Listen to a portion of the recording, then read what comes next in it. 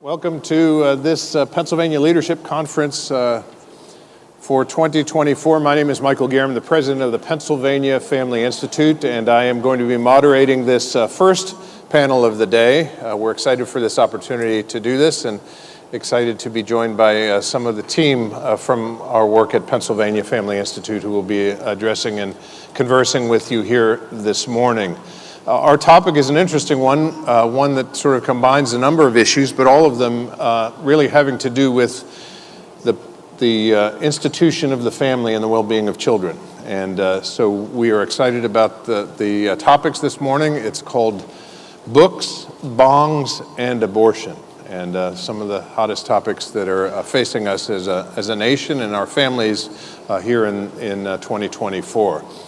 As I contemplate the work of the Pennsylvania Family Institute, we were founded 35 years ago this year, around the same time that the Pennsylvania Leadership Conference started. Our first year was also the first year of the Pennsylvania Leadership Conference, and we've had a great relationship with the conference and with Lohman Henry and the work at Pennsylvania Leadership, and are grateful for the opportunity they provide to us to have the opportunity to speak to all of you.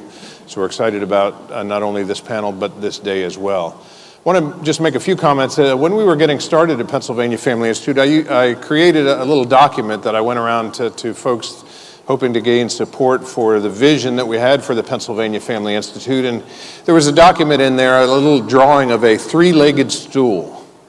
And if you think about the stool, the seat on the stool, as being society or our culture, the society, if you will, our communities, that's the seat. And the way God has created sort of the institution of civilization is there are three main pillars or three legs on that stool that help that seat stay level and be able to support the society. One of those, a God-ordained and created institution, is the family, the bedrock, the basis of society. That's where the term economy comes from the family.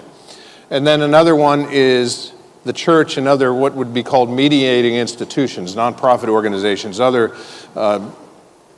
groups of people that come together to advance the cause of liberty, to advance the cause of the well-being of society and the flourishing of children and families.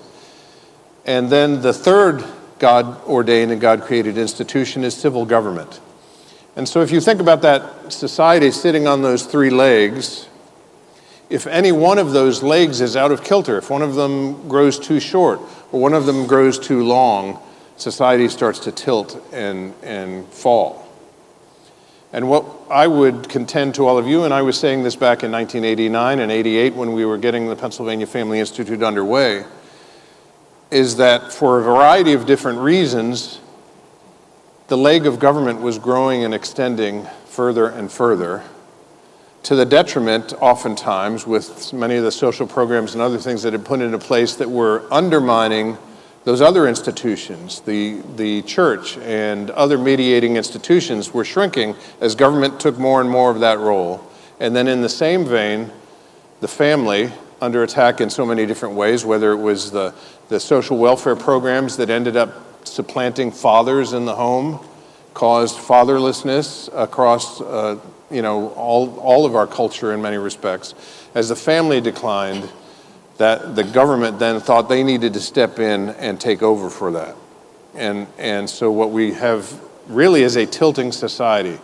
And our discussion here this morning is going to be about some of the factors that are playing a role in undermining the family, undermining our society, and creating the situation where we are at risk as a society and our civilization is at risk. And we have a great panel to discuss some of these things on our topic again this morning, books, bongs, and abortion. And I will introduce our panelists and then we'll start. I'm going to introduce in the opposite order of how they will be presenting. First is retired Pennsylvania Superior Court Judge Cheryl Allen, who's of counsel at our Independence Law Center at Pennsylvania Family Institute. Judge Allen will be speaking on these topics here this morning.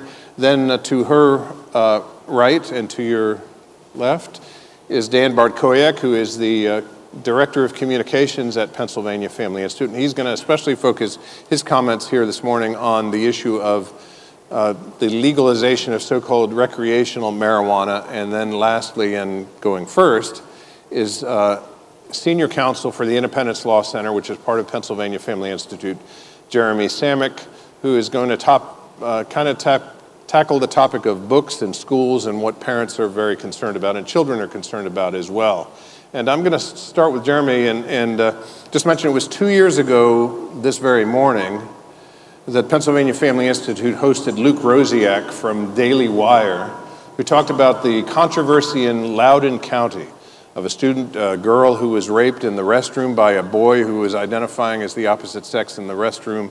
And you may remember that dad being arrested, the father of that child confronting the school board, and he was arrested. And that controversy lit up Virginia, but lit up the nation to the point where we saw Governor Youngkin elected because of that issue, really, in many respects, what happened in the schools.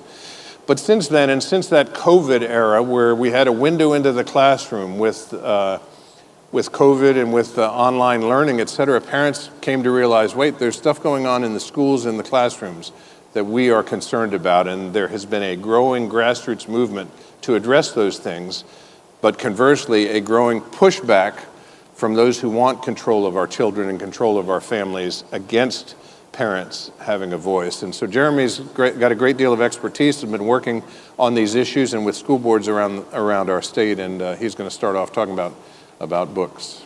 Jeremy. Yeah, so I'm very, very, very deeply involved in constitutional law and free speech. I care deeply about it because I'm a conservative.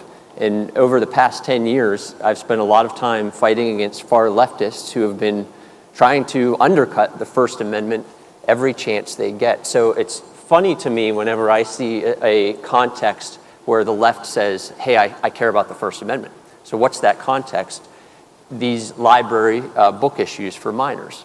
So what I want to help prepare you guys for and to help understand a little bit better is the gaslighting that's going on in this context, because they'll point the finger at people saying, you're violating the First Amendment, you don't care about free speech, or worse, you guys are book banners, right? Or even sometimes book burners. And as conservatives, that's very offensive and it's false, but I want to explain why. There's some underlying things that I think can help as we're talking about these issues, as we're helping to equip school board members.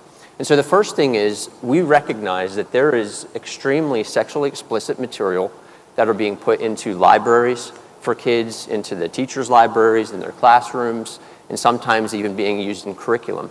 And so what usually happens when people find out about this, you'll have one side who goes and says, this is pornography, this is obscenity, it should not be in the school. And then the other side says, what? You guys are banning books, you're the equivalent of the worst people in history. So here's the truth. And I'm going to back up and go a little bit into the legal issues first. So everybody's probably heard the word obscenity before, but obscenity is a specific legal category of information. Obscenity is something that the government has the ability to just regulate and prohibit. Because that is such a high standard, something that we don't want the government to do, the standards for meeting what is actually obscenity is extremely, extremely high. And so when it's applied to children in Pennsylvania, we call that material harmful to minors.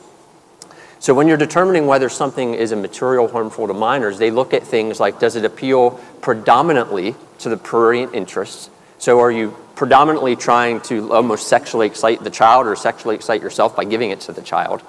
Does it have any literary, scientific, political, artistic value?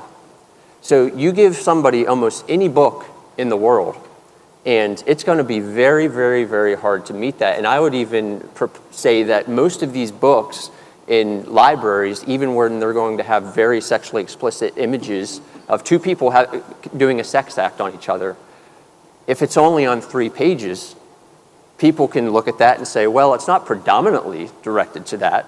And there is some literary value. As an attorney, or even as people going to a school board meeting, we would have to say, yeah, there's probably some literary or artistic value that somebody can slap on that. So it's going to be very hard to bring that to a judge and say this should be removed. Unfortunately, when school districts or schools have no standards in place, what ends up happening is they do have a default standard, and that's that obscenity standard. Essentially, that standard is, as long as I don't go to jail for giving this book to a child, we should give it to the child. As long as I don't go to jail for giving this book to a child, we have to keep it in our library. That's not the standard that schools have to have legally, and that's not the standard that they should have. And as conservatives, when we're talking to board members or we're going to board meetings, that's not the standard that we should be arguing for either. So when we go to the board and say, this is pornographic obscenity, it might be. I mean, we can argue about whether we think that is or isn't. We're actually creating too high of a standard for ourselves for that book to even meet.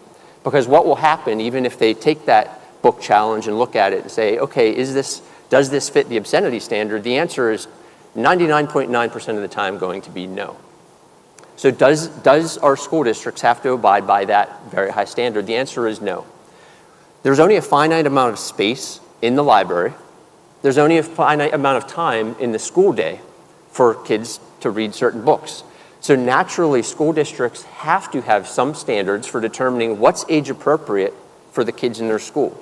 And they do that for a variety of ways. It's based on, is this book too hard to read for a particular age group?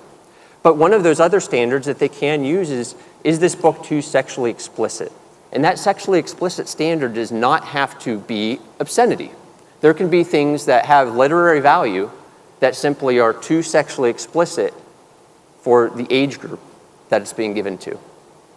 Okay, so a school district recognizes that, and even librarians will recognize that at times. What's the next step and what's the problem? Well, let me give you an example. If you have a book that visually depicts two people committing a sex act with each other, let's say it's to a man and a woman, or a man and a man, or an individual by themselves, it doesn't matter. If the librarian wants to take that out, or the school board says, hey, that looks like it's too explicit for this age range, people will accuse them of banning the book.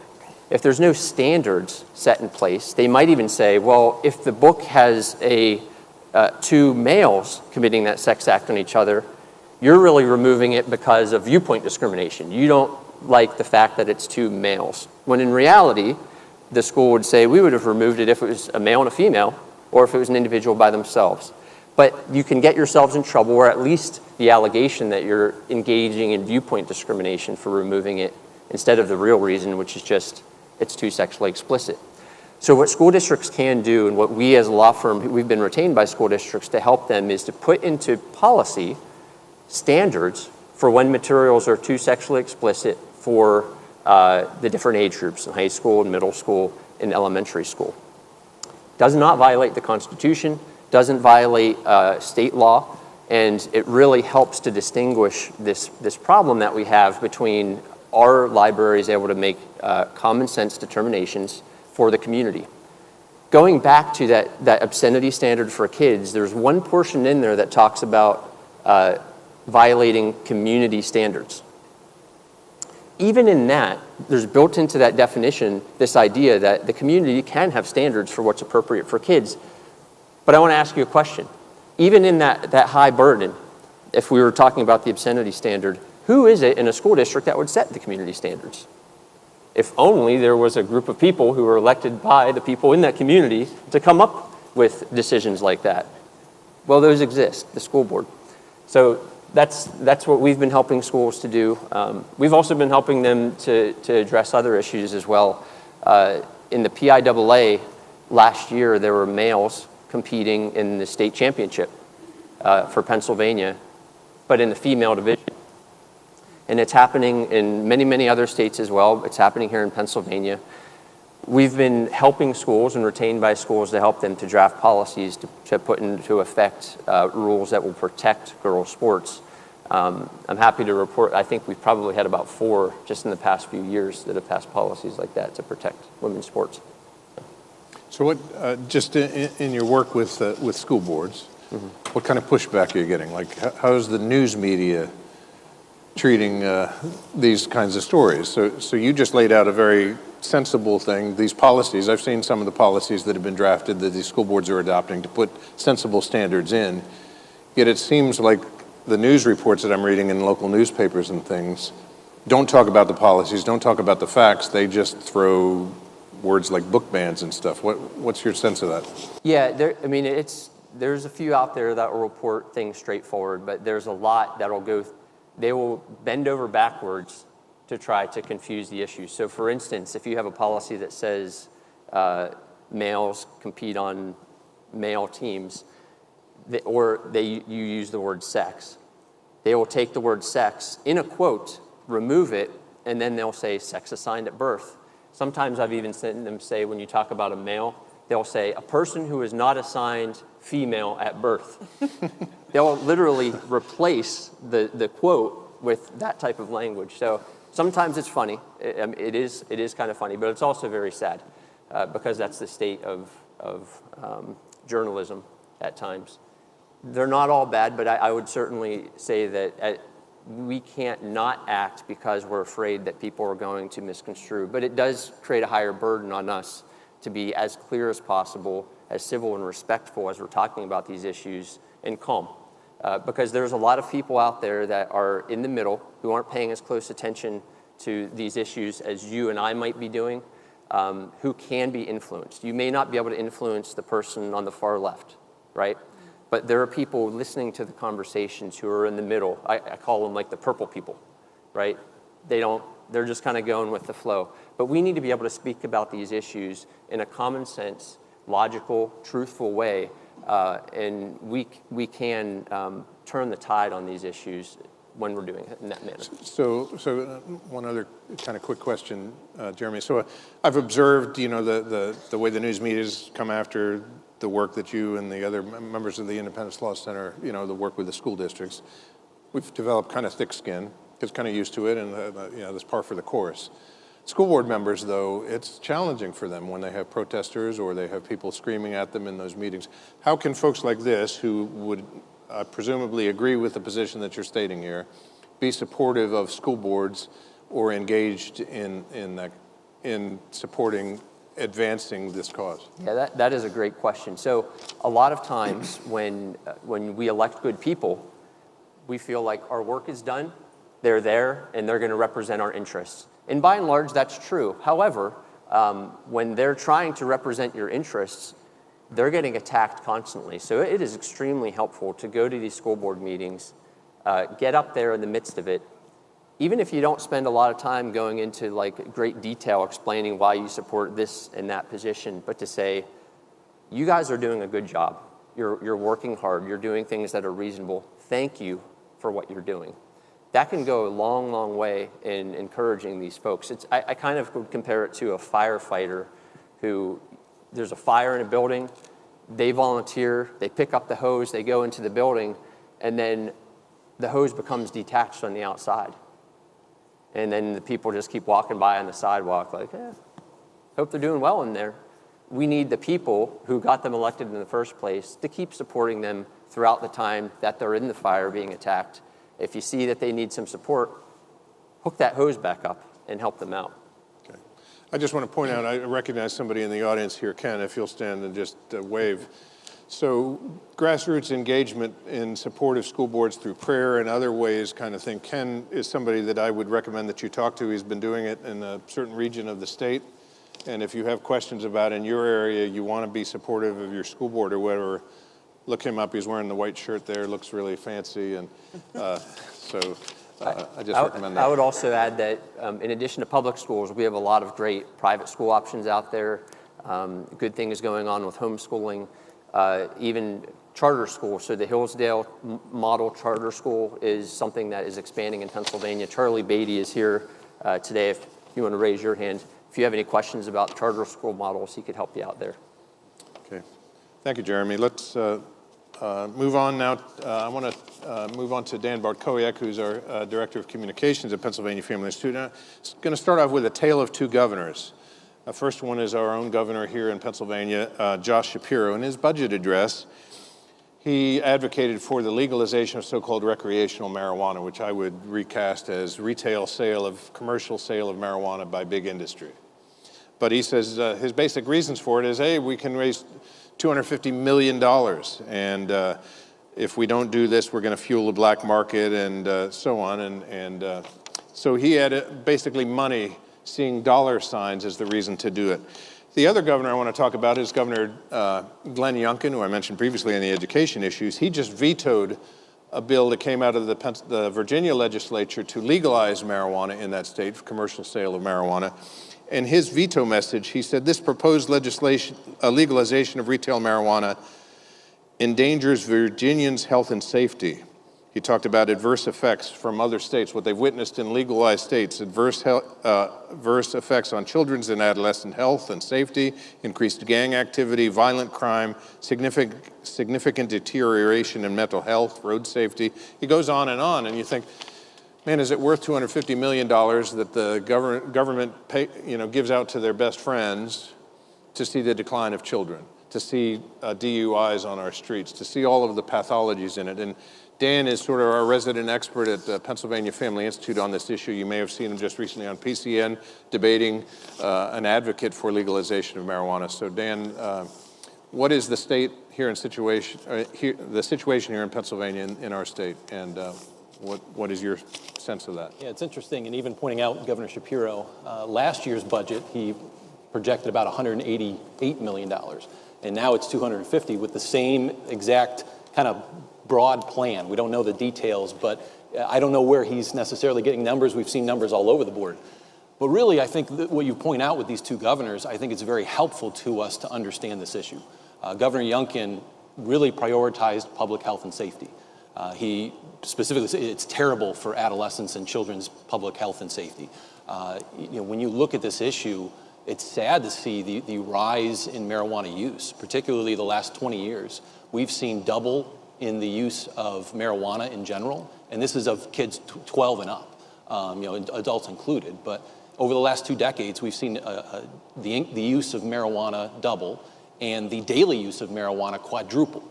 And the last part should be very concerning, the addictive use, and particularly the potency levels that we see of marijuana, the THC levels, the psychoactive component of marijuana, the dangerously high potency that we see, and now we're seeing this increase, particularly in daily use, is very concerning.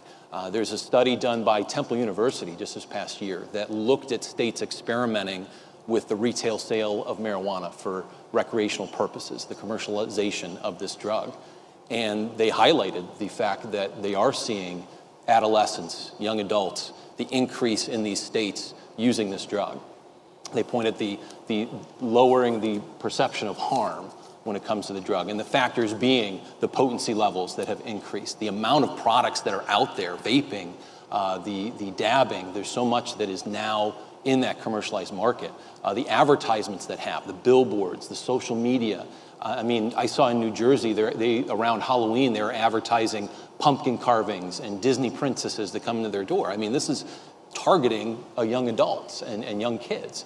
And that's obviously, we're seeing the increase in their use. So there's a variety of harms. Michael mentioned, even the crime increase. There's a study done out of Colorado that for every dollar in revenue, $4.50 in costs. You have to calculate the amount of costs that go into this change in an experiment of a policy. When it comes to healthcare, when it comes to productivity, when it comes to workplace safety. There's a variety of areas that you have to recognize. And thankfully, Governor Youngkin did recognize those in his veto of that policy. But it's that perspective, public health and safety. When you look at Governor Shapiro, it's been the dollar signs. Governor Shapiro, he likes to use social media. He likes to post the variety of things that he advocates for. On Twitter, on X, he has posted all of 2 times this issue, marijuana. He has changed his view the last few years, but he's only posted twice. And both of those pointed the priority at the dollar sign, at the projected revenues. And so he's made it his obviously kind of stated priority of looking at these dollar signs. One, I'd say too, recently he's been posting a lot about mental health. Every medical association is opposed to the retail sale of marijuana. Particularly even one is in the American Psychiatric Association, who identify at the very least that the use of marijuana, there is a connection with the onset of psychiatric disorders. So if we're talking about the need to help mental health, the retail sale of marijuana is going to make that absolutely worse. And then I'd point again to what we've seen in these other states, the need to calculate the cost. We've had revenue projections all across the board. Governor Fetterman saying $1 billion every year. Former Auditor General Eugene DePasquale first came out with a study saying 35% sales tax will produce $581 million annually. I mean, we've seen revenue projections all over the board. No one has talked about the costs. No one has done a cost analysis to know what are the damages that will happen, what's the profit that we're going to get. And frankly, again, what we've seen in other states, it's a wash. You look at those costs. There's a gentleman, Dr. Thomas Copeland, works with the Centennial Institute, was behind that study of the $4.50 in cost for every dollar in revenue. And he had a warning for Pennsylvania. He's talked about, these ideas of short-term revenue gains are just completely washed out by the long-term concerns, and particularly with young adults and children. You talk with ER nurses, I've talked with too many that have pointed the rise that they've seen in kids coming in with the exposure to high-potency marijuana, with onsets of schizophrenia, mental health concerns. You talk with principals, they have drawers full of vape pens because they're dealing with kids going to the bathroom and using these drugs during the school day. You're paying $1,000 a pop to have a sensor in bathrooms that will sense THC. I mean, it's just a rising problem. And when you increase access to the high-potency THC products, you're going to increase the use, particularly with young adults. And I certainly don't want to see that here in Pennsylvania. So again, I think the dynamic of these two governors, Governor Youngkin, the public health and safety needs to be that priority versus any type of so-called revenue. So one of the things that is sort of misunderstood by the public in polls that have been done on this issue, I'm not talking about referendums or things, but just polls about legalizing marijuana, people think of it actually, I think the real definition of what they think is meant by it is decriminalization. In other words, a lot of people, if you ask people on the street or whatever, well, do you think people should be put in jail for marijuana or should we legalize it? They'd say, oh, I think we should legalize it because it's not, a lot of people use it and we don't want to put people in jail just for having small amounts of marijuana. And the distinction here, when we're talking about the government getting involved in retail sale of marijuana, is big tobacco, big pharma, big alcohol, which have invested hundreds of millions of dollars in this industry, opening stores sanctioned by the government, promoted by the government because the government is getting tax revenue from it, creating stores all over our communities, promoting this product that they want people to use so that the government gets more money. So what do we say about Colorado, the numbers of stores that are there? Well, certainly when you look at commercialization, what that means is you start having more pot shops than McDonald's and Starbucks combined. You have it on every street corner. There are many states that try to have an opt-out clause, and that's even something being talked about here in Pennsylvania, a legislation that would say you can't have a local opt-out. It looks at the industry really driving the bus here when it says you have to force a municipality to have a pot shop on your neighborhood, corner stores. But I think, yes, oftentimes there's a false dichotomy presented in this issue where we have to legalize this drug or we have to continue throwing people in jail. I talk to law enforcement, they're certainly not going out there trying to throw people in jail for small amounts of marijuana. But often when we look at this issue, we do have a medical program in Pennsylvania. I would suggest there's improvements that need to be made on the medical program that we have here. But that is an element of this. You also have decriminalization. If there are efforts that you want to make from a criminal justice perspective, you absolutely can do that in that specific area. Let's not do another whole, again, this other area of commercialization, bringing on these onsets of problems just because you want to do something in the criminal justice system. So there needs to be this categorizing of this issue, and oftentimes we conflate it saying, well, I think this isn't harmful. I used it back in the day, and it didn't harm me, so we might as well get some revenue out of it. Again, today's market is not your Woodstock weed.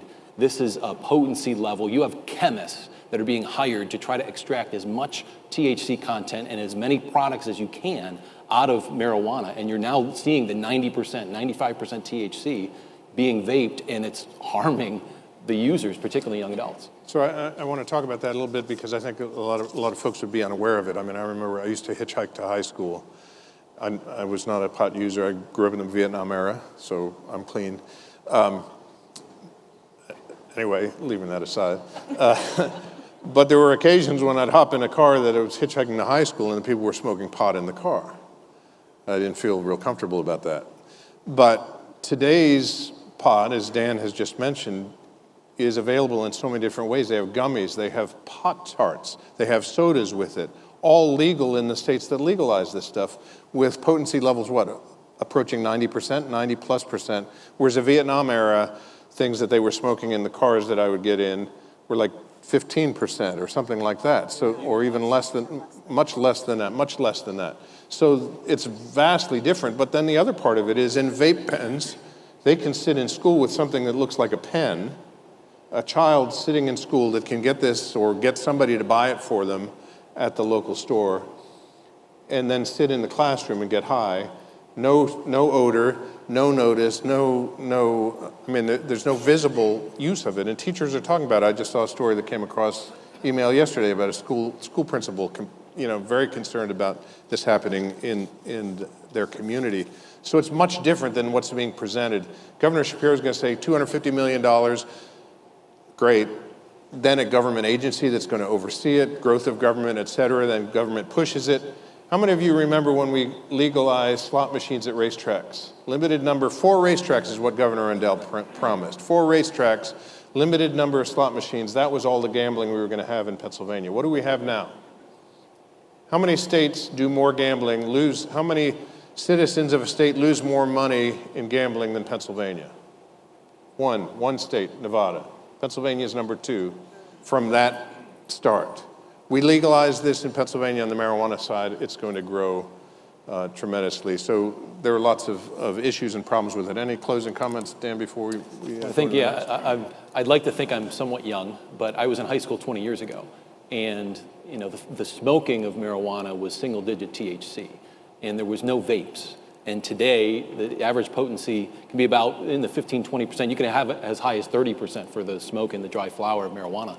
But vaping has changed the industry, really, and the high potency concentrates and dabs. Gummies and candies and things yep. that are That's the industry. Stuff. That's commercialization, and it's led to that rise. Obviously, the last 20 years, we've seen the rise in use, particularly the addictive use.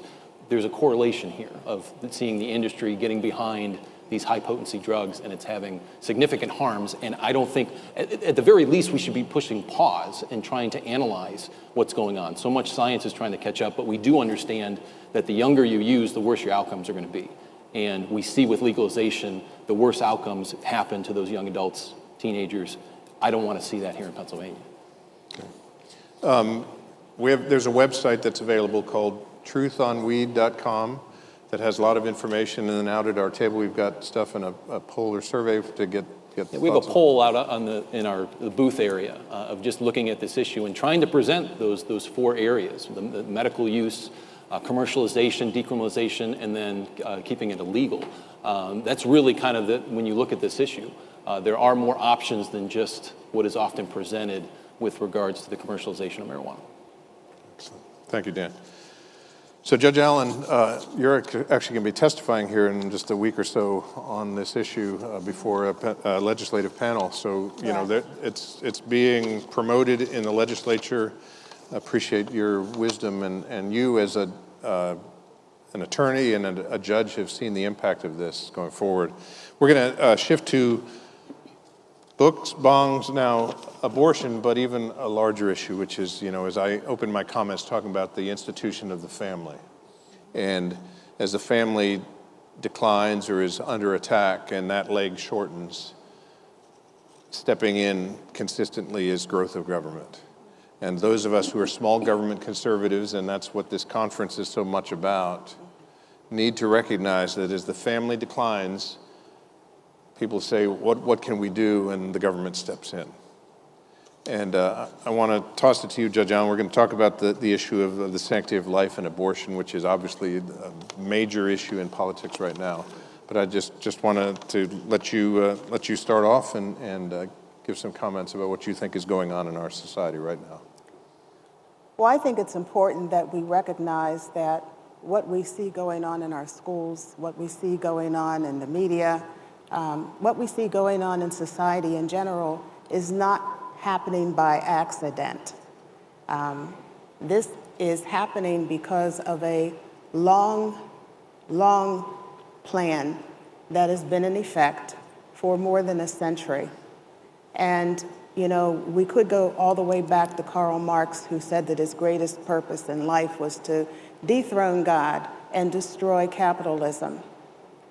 And really, at the end of the day, that's what this is all about, to destroy capitalism and to bring in socialism or a communist government. And, you know, while we're focused on these issues, we can't forget and overlook the fact that that is the real agenda. We're talking about young people. Well, Vladimir Lenin, who lived between 1874 and 1924, stated, "Give me 4 years to teach the children, and the seed I plant will never be uprooted." Then I'm old enough to remember when Nikita Khrushchev visited this country in 1959. And he said, "You Americans are so gullible. You won't accept communism outright, but we'll keep feeding it to you in doses, in small doses, until you finally wake up and find you already have communism. We won't have to fight." And then we have Antonio Gramsci, who lived between 1891 and 1937. And he is considered to be the father, the godfather of cultural Marxism. He recognized that there is a difference between the war of position and the war of movement, that we needed to have a passive revolution rather than a violent revolution. And so we see that passive cultural revolution in effect today as it is impacting our society and specifically our children. Now, Alice Bailey, who lived between 1880 and 1949, developed a 10-point charter program, which was adopted by the United Nations. And the purpose of her program, or her 10-point charter program, was to change the Judeo-Christian tradition and redeem the nations of the world from the Judeo-Christian tradition. Her 10-point plan is expanded in the book, The Naked Communist, by W. Cleon Skousen, who talked about the 45 goals that communism has to destroy the United States. And needless to say, for time purposes, I can't go through them all, but I'm going to touch on the ones that I believe most directly affect our children and what we see going on. Number one is to remove God and prayer from the school system.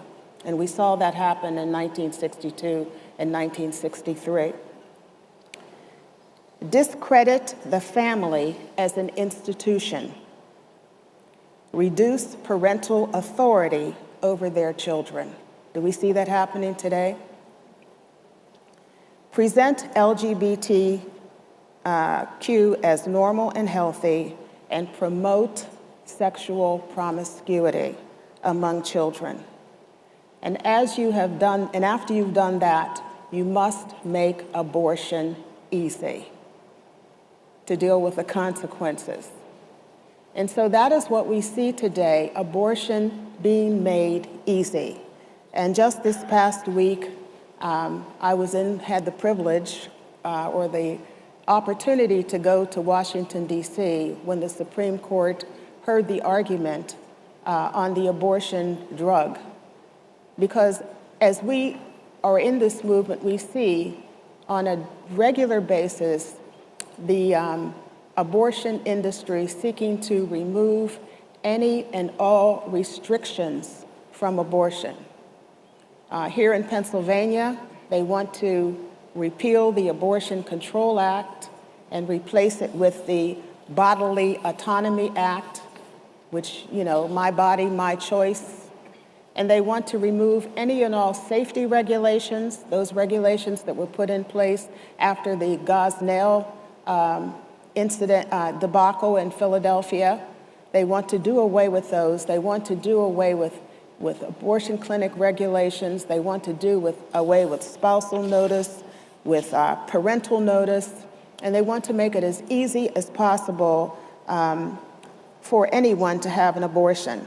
And so the case that was argued this past week before the Supreme Court is a case in which 20 years or 16 years ago, when they introduced the abortion drug, they had safeguards in place which would have required a woman or a girl to undergo a medical examination, possibly an ultrasound, and to take these drugs under a physician's supervision.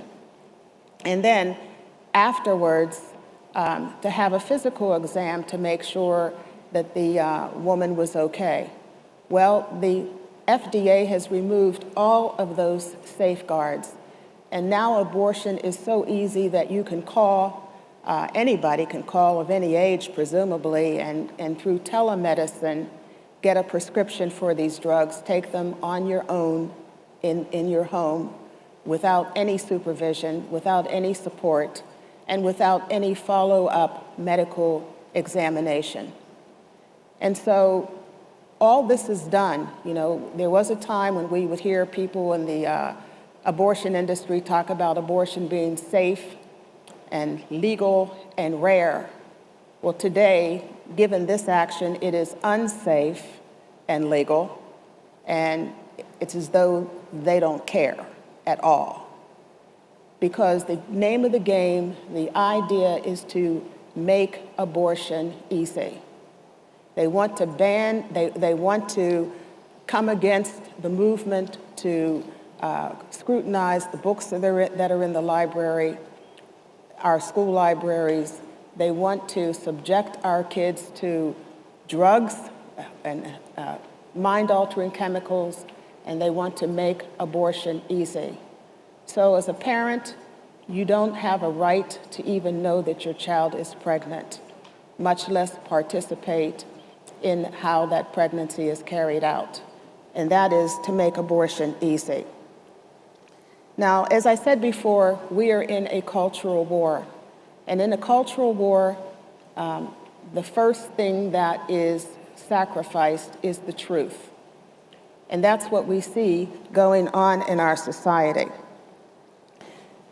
They want to criminalize, and even in the state of Pennsylvania, they basically, at the end of the day, want to criminalize and discredit the pro-life movement, pregnancy care centers, by labeling them as extreme. They want to promote abortion at all times, up to the date of the due date of delivery of a child, but they say that we are extreme. So it's not enough for us in this movement to be pro-choice. We must be pro-truth, because they are perpetuating and extending such lies. You know, they argue that women will die if abortion is restricted in any way. They say that abortion is health care, or that abortion constitutes reproductive rights, whereas we know that abortion interrupts reproduction. Vladimir Lenin also stated that a lie told often enough and repeated often enough becomes the truth. And that's what we see in our media, lies that are perpetually repeated so that people are convinced that women will die if abortion is restricted in any way, and that we will lose our right, or women will lose their right to choose. So we cannot afford to sacrifice truth. Again, we must be not only pro-life, we must be pro-truth, because truth is the most powerful weapon in the world, and that is why the left and the abortion industry seeks to surround the truth with a bodyguard of lies. So we in the pro-life movement, we must be meaner than this evil. We must make sure that our message is clear, that our message, that we speak it with clarity, with boldness, and with conviction. We cannot afford to back down from this issue, because the lives of our children are at stake, and our society, the well-being of our society is at stake. And I always refer to the words of Erwin Lutzer, who is one of my favorite theologians. He asked the question, in this movement, are we going to be complacent, or are we going to be complicit, or are we going to be courageous? And we have to stand and be courageous because, as Dietrich Bonhoeffer said, silence in the face of evil is evil in itself. To speak is not to speak is to speak. Not to act is to act. And so we must be pro-truth, and our message must be one of clarity and boldness. Human life matters, born and unborn. The lives of these women who take these drugs, these abortion drugs, their lives matter, and their lives are being threatened. And we must stand up for the unborn. Thank you, Judge. So I know about your career as started as a teacher, but then as an attorney, and then running as a judge. You switched political parties kind of midstream, in many respects, because of pro-life convictions that you had, and realized if I'm going to continue, this particular party that you had been a part of was not going to allow you to express pro-life views, whatever. No. Why should we, when you talked about the abortion drug and this, the women at risk, obviously, about that, and those who support abortion wanting to make it easy, why should we care? I mean, what's the point? If it's just as the pro-choice folks would describe it, it's a blob of tissue or whatever, or it's a potential human life or whatever, why should we even care about this issue? Well, first of all, this glob of tissue argument, I mean, the same people who are making that argument are harvesting organs from this glob of tissues. So if it's just a glob of tissues, why does it have vital, worthy organs? So that's one thing. But why should we care? Because the family is the bedrock of our society, first and foremost. And what destroys families more than killing our babies, killing our children? I mean, we should care. We've created a culture of death in this society.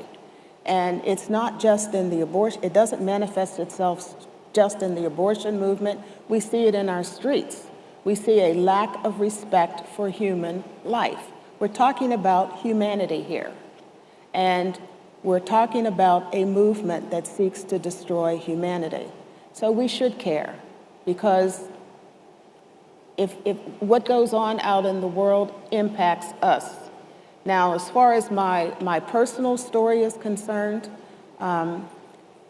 I was elected in 1991 to the Common Pleas Court as a Democrat. I was a registered Democrat.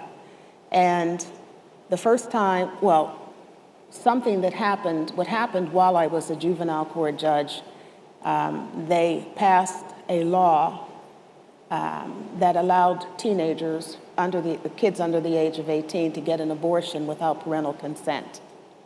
And they would bring those cases to juvenile court, and we, as judges, were basically given the responsibility of rubber stamping these cases. And I say rubber stamping because they say our responsibility was to determine whether a girl was mature enough to make her own decision. But interestingly enough, we weren't even entitled to know this young lady's name. She came in under the name of Jane Doe, and we were supposed to just rubber stamp these things. And that was a true test of my faith, because I found I can't do this. And first of all, I can't ever decide that it's in someone's best interest to have an abortion, which we were supposed to decide if we felt the young woman was not capable of making her own decision. I saw it as a way of covering up sex abuse, of covering up rape, of covering up all kinds of sex crimes. And I reached a point where I just couldn't do it. And so the first time I tried to run statewide, that word was spread broad and wide throughout the Democrat Party, and I suffered some real persecution because of it. I found also that as a Democrat, I couldn't be pro-life and be a statewide candidate. I couldn't be a committed, admitted Christian and be a statewide candidate. So those two issues led me in 2003 to change my registration to Republican. Well, the abortion issue is obviously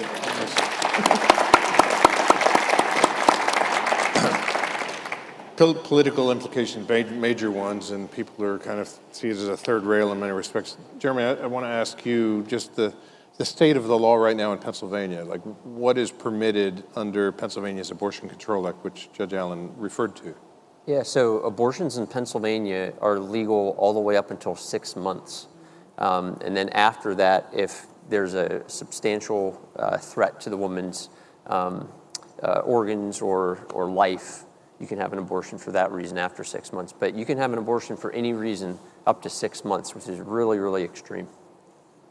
I'd like to go add ahead. to that, though. That is the law as it is now, but if the Democrats in our state government have their way, they have carved out an exception to getting an abortion after 6 months. And that's just simply by a doctor reaching the conclusion that a woman's to continue a pregnancy would pose a substantial risk of mental illness or a substantial risk to a woman's mental health. And so, you know, you don't have to have a psychiatric diagnosis. You don't even have to have a psychiatrist examine the woman, just, you know, that her mental health would be severely impacted if she continued the pregnancy. That's what they want to do.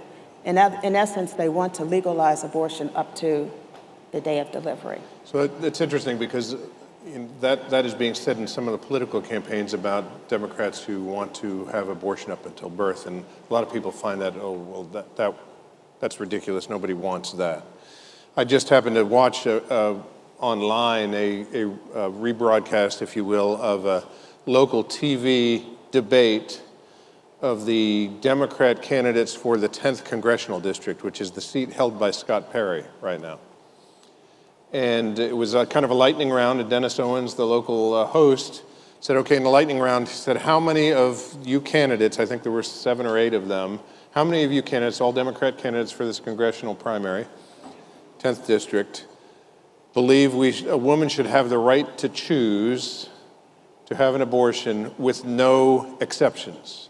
In other words, no time limit, no reason that they can't get it, whatever. Raise your hand if you agree. All of their hands went up immediately. They want no restrictions whatsoever. So they may deny that or whatever, or Governor Shapiro says, I want to make sure that abortion access is complete and across the board, but he also says, I support the 6-month ban, which most Pennsylvanians think it should be much lower than that. We can improve this law. I mean, the pro-life movement in Pennsylvania passed just a few years ago a Down Syndrome Protection Act. Upwards of, 90% of babies that are diagnosed in the womb as having Down syndrome are aborted. And we passed the Down Syndrome Protection Act, and Governor Wolf vetoed it. Mm-hmm. So they don't want any restrictions. Human life is sacred. We support human life, and we need to do everything that we can to improve the law to protect women, to protect unborn children, and ultimately protect our society and reclaim the family and restore that stool to its rightful place. So with that, there's a big stop sign up there, so we're going to stop. We thank you all for your kind attention and appreciate, again, the opportunity to be here.